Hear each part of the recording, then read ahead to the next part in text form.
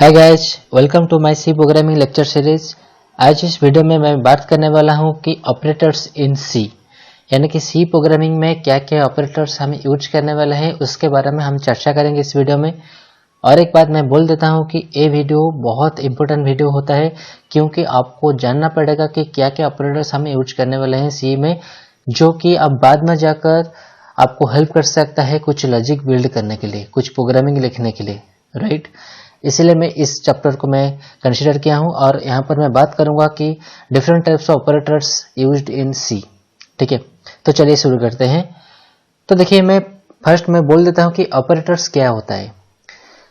जो भी कैलकुलेशन करते हो, सपोज मान लो कि दो नंबर आप ऐड करते हो, जो नंबर आप मल्टीप्लाई करते हो, तो वहां पर क्या होता है कि हम एक सिंबल यूज करते हैं, plus symbol, minus symbol, multiplication symbol, division symbol. अगर दो नंबर को कंपेयर करते हो, अगर ए नंबर से बड़ा है या फिर छोटा है, इसका मतलब यहाँ पर हमें greater than symbol, less than symbol हम यूज करते हैं।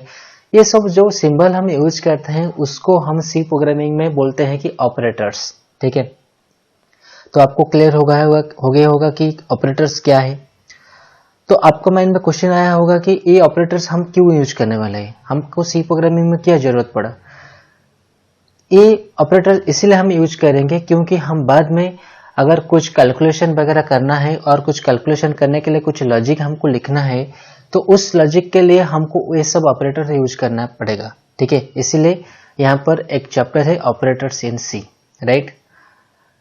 देन मैं आपको बोल देता हूं कि अब अगर मैथमेटिक्स जानते होंगे कि यहाँ पर मैं अगर इस तरह से लिखूंगा a प्लस बी, अगर मैं इस तरह से लिखूंगा कि a प्लस बी, सपोज मान लो a एंड b दोनों वेरिएबल है, a में कुछ वैल्यू है, b में कुछ वैल्यू है, उसको मैं ऐड करता हूं। तो यहां पर a एंड b इसको हम बोलते हैं कि ऑपरेंड।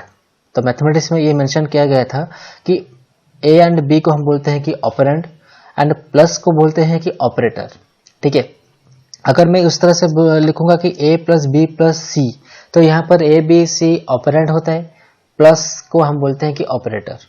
अगर मैं यहाँ पर मेंशन करूंगा कि a प्लस बी माइनस सी, तो यहाँ पर प्लस एंड माइनस होता है कि operator and a b c तो होता है ऑपरेंड। ठीक है, ये आपको याद रखना चाहिए, ऑपरेंड क्या होता है, ऑपरेटर क्या होता है, राइट। उसके बाद मैं यहाँ पर देखो मेंशन किया हूँ कि कौन सा टाइप का ऑपरेटर हम सी प्रोग्रामिंग यूज करने वाले हैं।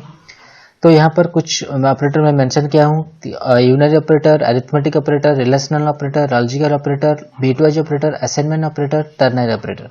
ये 7 टाइप का ऑपरेटर मैं यहाँ पर मेंशन किया हूँ और उस ऑपरेटर का रेस्पेक्टिव सिंबल सब क्या है यहाँ पर मैं ऑपरेटर सेक्शन में मेंशन किया हूँ। आप चाहे तो इस वीडियो को पॉज करके उसको नोट डाउन कर सकते हो या फिर उसका स्क्रीनशॉट लेकर भी रख सकते हो, राइट। ये जो 7 टाइप का ऑपरेटर्स मैं यहाँ पर मेंशन किया हूँ, तो उसको मैं अगर कैटेगरीज वाइज में डिवाइड करूंगा तो ये 3 कैटेगरीज में डिवाइड हो सकता है, एक यूनरी ऑपरेटर, एक बाइनरी ऑपरेटर और एक टर्नरी ऑपरेटर। ठीक है, तो यूनरी ऑपरेटर का मैं एक एग्जांपल लिया हूँ। सपोज मान लो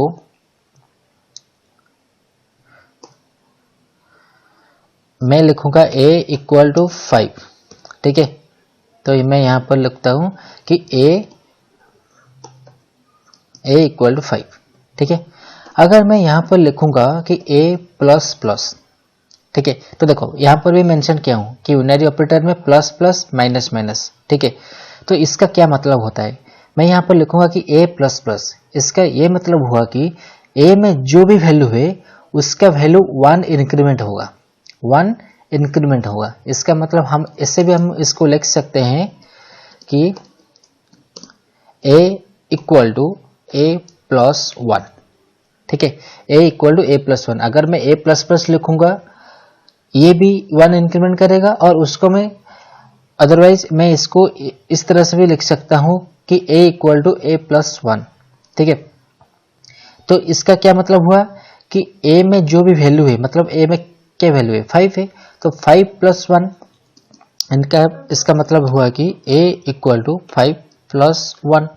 तो इसका क्या मतलब हुआ कि a का वैल्यू क्या हो गया, 6 हो गया, राइट। यानी कि a में 5 था, a प्लस प्लस क्या, यानी कि a का वैल्यू 1 इंक्रीमेंट हुआ और a का वैल्यू अभी हो गया 6। ठीक है। इस तरह से हम माइनस माइनस भी कर सकते हैं, मतलब यहाँ पर अगर मैं लिखूंगा कि a माइनस माइनस, तो इसका क्या मतलब हुआ कि a equal to a minus 1, ठीक है। तो इसका मतलब a इक्वल टू 5 माइनस 1, तो इसका मतलब a इक्वल टू 4, यानी कि a माइनस माइनस हुआ, इसका मतलब a का वैल्यू जो भी है उसका वैल्यू डिक्रीमेंट होगा 1 डिक्रीमेंट होगा, तो यानी कि a equal to a minus 1, यानी कि a में जो वैल्यू है 5 माइनस 1, इसका वैल्यू हो गया a इक्वल टू 4, ठीक है। तो यूनिटरी ऑपरेटर में ऐसे होता है कि एक ही ऑपरेटर हम यूज करेंगे और वो दोनों ऑपरेटर हम यूज करने वाले हैं। एक है प्लस प्लस, मतलब उसको हम बोलते हैं कि इंक्रीमेंट ऑपरेटर, और एक है माइनस माइनस, उसको हम बोलते हैं कि डिक्रीमेंट ऑपरेटर, ठीक है। इंक्रीमेंट एंड डिक्रीमेंट, इंक्रीमेंट क्या होगा ना 1 इंक्रीमेंट होगा, डिक्रीमेंट 1 डिक्रीमेंट होगा, राइट। आई होप आपको समझ में आया होगा कि यूनिटरी ऑपरेटर क्या होता है। उसके बाद हमें आता है कि बाइनरी ऑपरेटर। तो बाइनरी ऑपरेटर क्या होता है कि जैसे कि मैंने बोला कि बाइनरी ऑपरेटर में 2 ऑपरेंड हम यूज करने वाले हैं, ठीक है। अगर मैं ऐसे बोलूंगा कि 2 नंबर को मुझे ऐड करके दिखाओ, तो यहाँ पर 2 नंबर के लिए 2 वेरिएबल हम यूज करेंगे, तो 2 वेरिएबल मतलब 2 ऑपरेंड। तो अगर मैं इस तरह से मैं लिखूंगा कि a equal to 5, b equal to 6, ठीक है। अगर मैं इससे लिखूंगा कि c equal to a plus अगर मैं इससे लिखूंगा कि a प्लस b, तो इसका क्या मतलब हुआ कि a का वैल्यू 5 प्लस 6, तो इसका क्या हुआ 11, राइट। यानी कि यहाँ पर जो मैं बाइनरी ऑपरेटर यूज किया, तो बाइनरी ऑपरेटर में क्या क्या यूज करने वाले हैं, जो ऑपरेटर में यहाँ पर लिस्ट डन करके रखा हूँ, तो आपको ये सब याद रखना चाहिए कि बाइनरी ऑपरेटर में क्या क्या जाता है। तो यहाँ पर देखो, मैं अरिथमेटिक ऑपरेटर सेक्शन में प्लस माइनस मल्टीप्लिकेशन डिवीजन, और इसको हम बोलते हैं कि मॉडुलस। तो ये क्या है होता है, मैं थोड़ी देर में मैं बताऊंगा। तो यहाँ पर देखो, मैं एक प्लस करने के लिए मैं 2 ऑपरेंड यूज किया हूँ, a एंड b, a का वैल्यू 5, b का वैल्यू 6, उसको मैं ऐड करके मैं यहाँ पर लिखूंगा कि 11। उसी तरह से आप माइनस भी कर सकते हो, मल्टीप्लिकेशन भी कर सकते हो, डिवीजन भी कर सकते हो, राइट। तो यहाँ पर एक ऑपरेटर में यूज किया हूँ कि मॉडुलस ऑपरेटर, इसको हम बोलते हैं कि मॉडुलस ऑपरेटर, जिसको आप जनरली बोलते हो कि परसेंटेज, लेकिन यहाँ पर सी प्रोग्रामिंग में इस ऑपरेटर को हम बोलते हैं कि मॉडुलस ऑपरेटर। तो ये डिवीजन और मॉडुलस में का दोनों काम सेम है, लेकिन दोनों का रिजल्ट थोड़ा डिफरेंट होता है। मतलब डिवीजन में आप अगर डिवीजन लेते हो तो a बाई बी आप कर सकते हो, मॉडुलस में भी आप a मॉडुलस b कर सकते हो। देखो, मैं यहाँ पर एग्जांपल करके दिखा देता हूँ। सपोज आप यहाँ पर लिखोगे कि a डिवाइड बाय आप सपोज मान लो कि यहाँ पर a का वैल्यू 10 एंड b का वैल्यू सपोज 5, राइट। तो यहाँ पर देखो, मैं अगर a डिवाइड बाई b करूंगा, तो यहाँ पर रिजल्ट क्या आएगा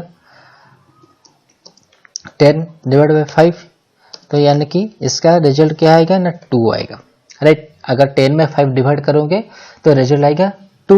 तो ये डिवीजन ऑपरेटर होता है। अगर मैं यहाँ पर करूंगा कि a मॉडुलस b, यानी कि 10 मॉडुलस 5, तो इसका रिजल्ट क्या आएगा ना, यहाँ पर डिवाइड करने के बाद जो रिमाइंडर आता है, तो वो रिमाइंडर मॉडुलस का रिजल्ट होता है। अगर मैं 10 को 5 में डिवाइड करूंगा तो 5 टू 10, यानी कि रिमाइंडर क्या आएगा 0 आएगा, तो इसका रिजल्ट क्या आएगा ना 0। यानी कि मॉडुलस में जो रिमाइंडर पार्ट होता है, तो रिमाइंडर में जो भी वैल्यू आएगा वो मॉडुलस का रिजल्ट होता है। और डिवाइड में जो आपका रिजल्ट आएगा, मतलब डिवाइड करने के बाद जो आपका रिजल्ट आएगा, तो विदाउट रिमाइंडर, तो उसको हम बोलते हैं कि डिवाइड, ठीक है। अगर फिर से मैं और एक एग्जांपल लेता हूं, सपोज मान लो यहाँ पर मैं 12 लिया हूं और यहाँ पर मैं 5 लिया हूं, ठीक है। तो यहाँ पर अगर मैं 12 को 5 में डिवाइड करूंगा तो रिजल्ट क्या आएगा 2 आएगा, क्योंकि 5 इंटू 2 10 और रिमाइंडर आएगा 2, तो यहाँ पर रिजल्ट आएगा 2। और मॉडुलस अगर मैं करूंगा तो यहाँ पर रिजल्ट आएगा क्या, रिमाइंडर आ जाएगा 2। तो यहाँ पर डिवाइड का रिजल्ट आया 2 और मॉडुलस का रिजल्ट आया 2, क्योंकि इसका रिमाइंडर 2 आया, राइट। तो ये आपको समझना चाहिए। तो डिवाइड और मॉडुलस के बीच में क्या फर्क होता है।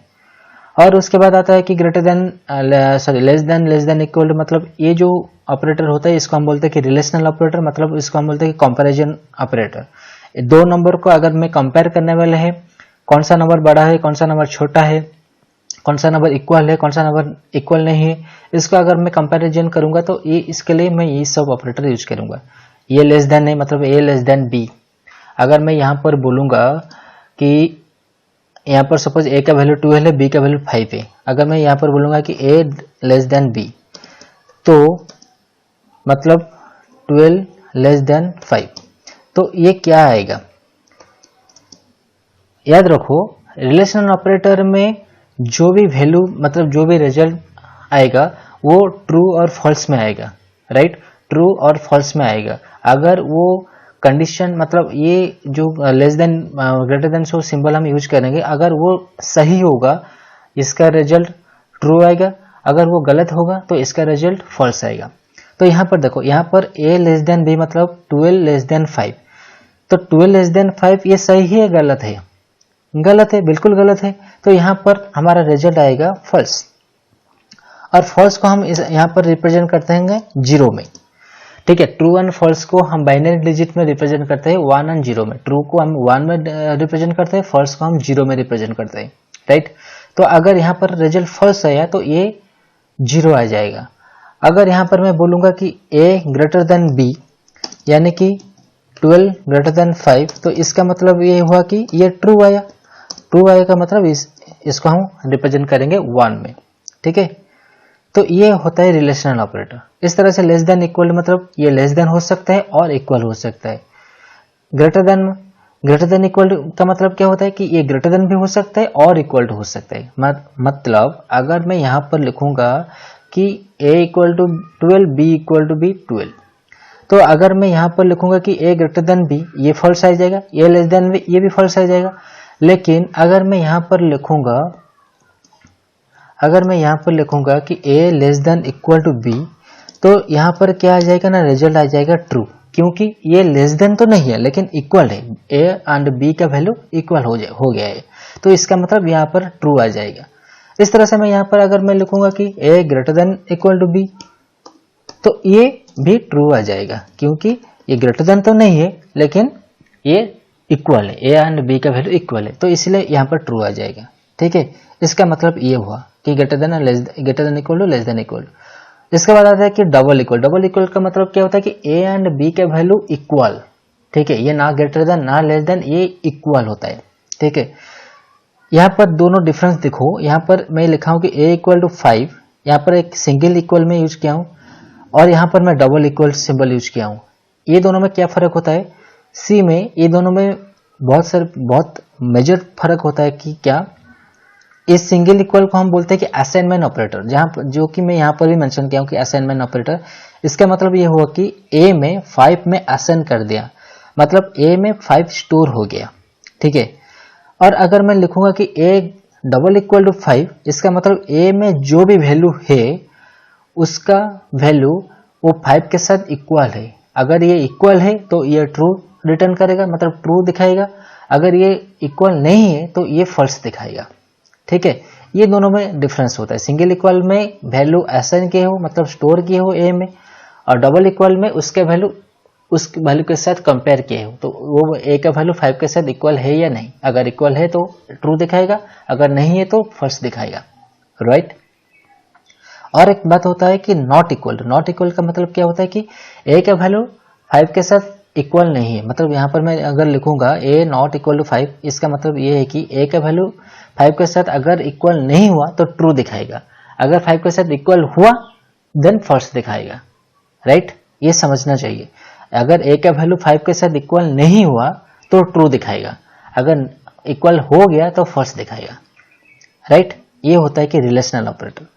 और logical operator, bit wise operator, ये मैं बाद में बताऊंगा, मैं एग्जाम्पल करके जब मैं यूज करूंगा इसके बारे में। और एक बात होता है कि असाइनमेंट ऑपरेटर जैसे कि मैंने किया कि a इक्वल टू 5, मतलब 5 a में असाइन हो गया, यानी कि a में 5 स्टोर हो गया। उस तरह से प्लस इक्वल माइनस इक्वल ये होता है। इसका क्या मतलब होता है, तो मैं यहाँ पर मैं बोल देता हूँ कि अगर मैं यहाँ पर लिखूंगा कि a प्लस इक्वल टू 5। इसका मतलब क्या हुआ, इसका मतलब क्या हुआ कि a equal to a plus 5, a plus equal to 5। इसका मतलब ये हुआ कि a में क्या स्टोर करने वाले हैं ना, a में जो भी वैल्यू है उसके साथ 5 ऐड करने वाले हैं। 5 ऐड करने के बाद जो भी रिजल्ट आएगा वो a में स्टोर हो जाएगा। मतलब यहाँ पर a में क्या है, 12 है। तो अगर मैं इस तरह से लिखूंगा कि a इक्वल टू 12 प्लस 5 यानी कि a इक्वल टू 17, राइट। यानी कि a प्लस इक्वल टू 5 मतलब a का वैल्यू के साथ 5 ऐड करेंगे, उसका जो रिजल्ट आएगा वो a में रिप्लेस हो जाएगा, मतलब वो स्टोर हो जाएगा। मतलब यहाँ पर a का वैल्यू 12 था, अभी a का वैल्यू क्या हो गया, 17 हो गया। ठीक है, इसका ये मतलब हुआ कि प्लस इक्वल टू। इस तरह से माइनस इक्वल का मतलब क्या होता है कि अगर मैं यहाँ पर लिखूंगा कि a माइनस 5, अगर मैं इस तरह से लिखूंगा कि a minus equal to 5, sorry a minus equal to 5, इसका मतलब ये है कि a का वैल्यू जो भी है वहां पर मुझे 5 माइनस करना है। तो 5 माइनस करने के बाद क्या आएगा, तो 12 माइनस 5, 12 माइनस 5 ये आ गया, तो a का वैल्यू आ गया अभी 7, राइट। तो a का वैल्यू 12 था, अभी आ गया 7। इस तरह से आप मल्टीप्लिकेशन इक्वल कर सकते हो, डिवीजन इक्वल कर सकते हो और मॉडुलस इक्वल भी कर सकते हो, राइट। आप चाहे तो उसको आप ट्राई करके देख सकते हो, राइट। उसके बाद आता है कि टर्नरी ऑपरेटर। टर्नरी को हम अदरवाइज बोलते हैं कि कंडीशनल ऑपरेटर। कंडीशनल ऑपरेटर क्यों बोलते हैं कि यहाँ पर एक कंडीशन हम लेंगे, अगर वो कंडीशन ट्रू होगा तो वहां पर कुछ वैल्यू शो करेगा, अगर कंडीशन फॉल्स होगा तो वहां पर और एक कुछ वैल्यू शो करेगा। ठीक है, तो देखो मैं यहाँ पर मैं एग्जाम्पल लेता हूँ। सपोज मैं यहाँ पर एक वेरिएबल लिया कि c इक्वल टू, मैं कंडीशन लिया अगर a ग्रेटर देन b हुआ, क्वेश्चन मार्क a, सॉरी मैं अगर 2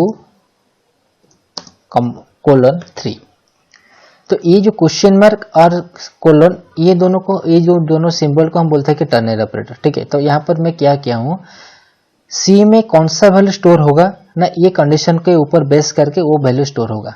मतलब यहाँ पर मैं कंडीशन लिया हूँ कि a ग्रेटर देन b, यानी कि a का वैल्यू क्या हुआ अभी 12, b का वैल्यू क्या हुआ अभी 12। सपोज मैं यहाँ पर मैं उसका वैल्यू चेंज कर देता हूँ, सपोज मैं यहाँ पर लिख देता हूँ 5। Suppose a greater then b ये कंडीशन मैं यहाँ पर लिया हूँ। अगर ये कंडीशन ट्रू हुआ तो ये जो वैल्यू है यहाँ पर c में स्टोर होगा, अगर ये कंडीशन फॉल्स हुआ तो कोलन के बाद जो वैल्यू है वो c में जाकर स्टोर हो जाएगा। ठीक है, तो आप खुद ही सोचो कि a ग्रेटर देन b ये कंडीशन ट्रू होगा या फॉल्स होगा।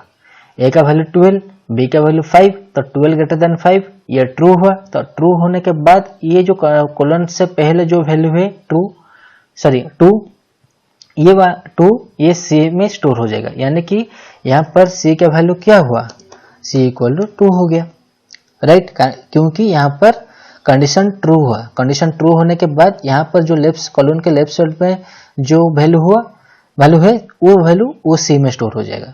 अगर मान लो यहाँ पर कंडीशन फॉल्स हो जाएगा, सपोज मैं यहाँ पर लिख दूंगा कि a लेस देन b, यानी कि कंडीशन फॉल्स होने के बाद कोलन के बाद जो वैल्यू है वो वैल्यू यहाँ पर स्टोर हो जाएगा सी में, यानी कि सी का वैल्यू क्या हो गया 3 हो गया, राइट। इस तरह से हम लिख सकते हो। अगर मैं इस तरह से मैं लिखूंगा कि यहाँ पर a less then b question mark a colon b, तो इसका क्या मतलब हुआ, अगर ये कंडीशन ट्रू हुआ तो a में जो वैल्यू है वो वैल्यू c में स्टोर हो जाएगा। ये अगर कंडीशन फॉल्स हुआ तो b में जो वैल्यू है उसका वैल्यू c में स्टोर हो जाएगा।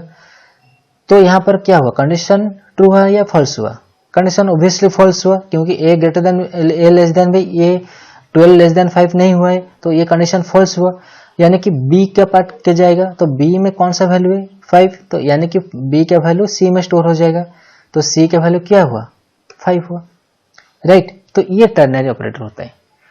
तो आई होप आपको समझ में आया होगा कि आपको कुछ अंदाज भी लगा सकते हो कि ये ऑपरेटर क्या क्या है और कैसे हम यूज करने वाले हैं। तो मैं यहाँ पर एक प्रैक्टिकल करके दिखा देता हूँ, कुछ ऑपरेटर में यूज करके, आप चाहे तो उस ऑपरेटर को यूज करके आप खुद ही प्रैक्टिस कर सकते हो। ठीक है, तो मैं यहाँ पर मैं एक प्रैक्टिकल करके दिखा देता हूँ। तो सी एडिटर को मैं ओपन कर दिया।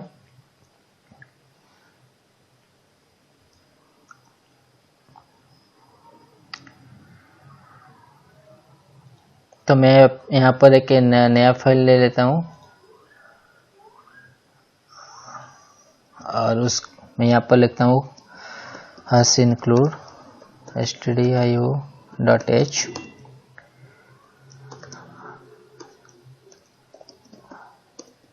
hash include conio.h void main। मैं यहाँ पर दोनों वैल्यू लेता हूँ a equal to 5 and b equal to 10 clr ser। तो मैं यहाँ पर क्या करता हूँ कि a एंड b को मैं ऐड, सपोज मैं यहाँ पर यूनियन ऑपरेटर यूज करता हूँ, a प्लस प्लस करता हूँ और यहाँ पर b प्लस प्लस करता हूँ, ठीक है। तो a का वैल्यू पहले 5 था, b का वैल्यू पहले 10 था, मैं यहाँ पर a प्लस प्लस किया, b प्लस प्लस किया, यानी कि a का वैल्यू 1 इंक्रीमेंट होगा, b का वैल्यू 1 इंक्रीमेंट होगा। तो यहाँ पर मैं दिखा देता हूँ a का वैल्यू और b का वैल्यू।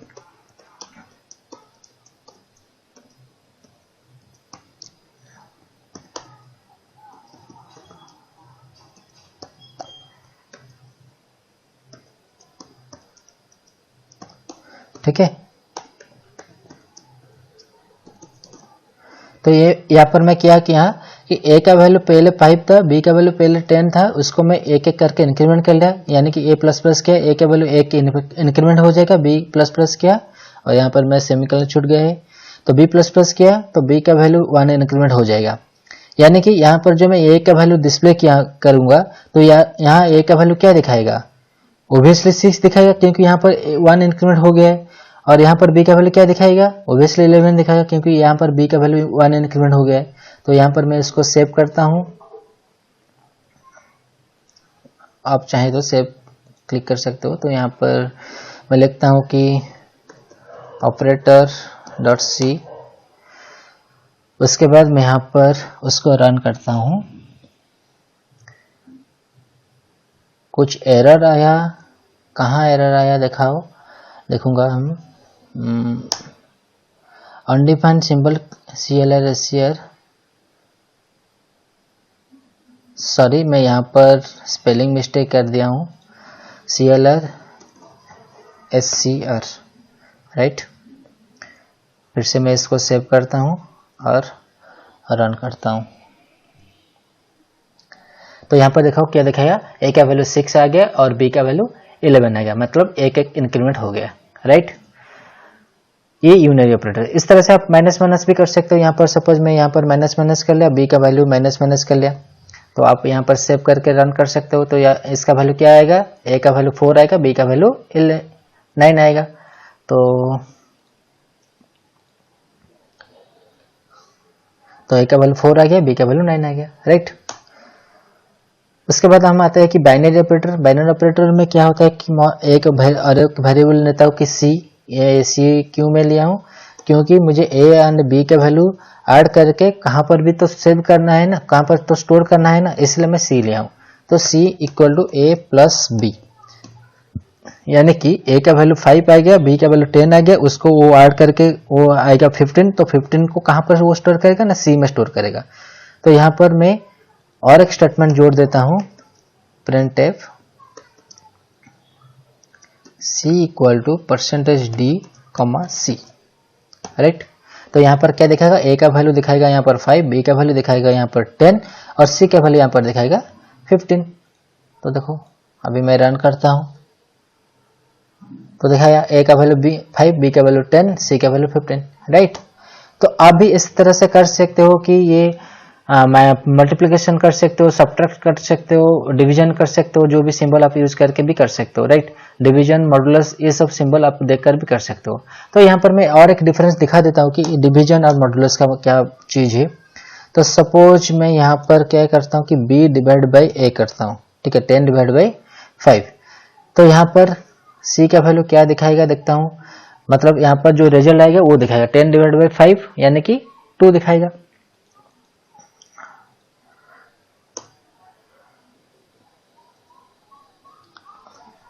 तो देखो c का वैल्यू 2 दिखाया, ठीक है। और अगर मैं यहाँ पर मॉडुलस ऑपरेटर यूज करूंगा तो इसका रिजल्ट क्या आएगा, मतलब उसका रिमाइंडर आएगा। तो रिमाइंडर आने के लिए तो रिमाइंडर क्या आएगा, यहाँ पर 0 आएगा। तो यहाँ पर मैं रन करता हूँ तो सी का वैल्यू 0 आ गया, राइट। तो ये डिफरेंस होता है डिवीजन एंड मॉडुलस के बाद, मॉडुलस में। देन आते हैं कि हम आप इस तरह से आप कर सकते हो, और एक बाइनरी ऑपरेटर सब यूज किए हो तो ग्रेटर देन लेस देन ये सब आप यूज करते हो। तो अगर यूज नहीं कर सकते हो तो कोई टेंशन लेने की जरूरत नहीं है।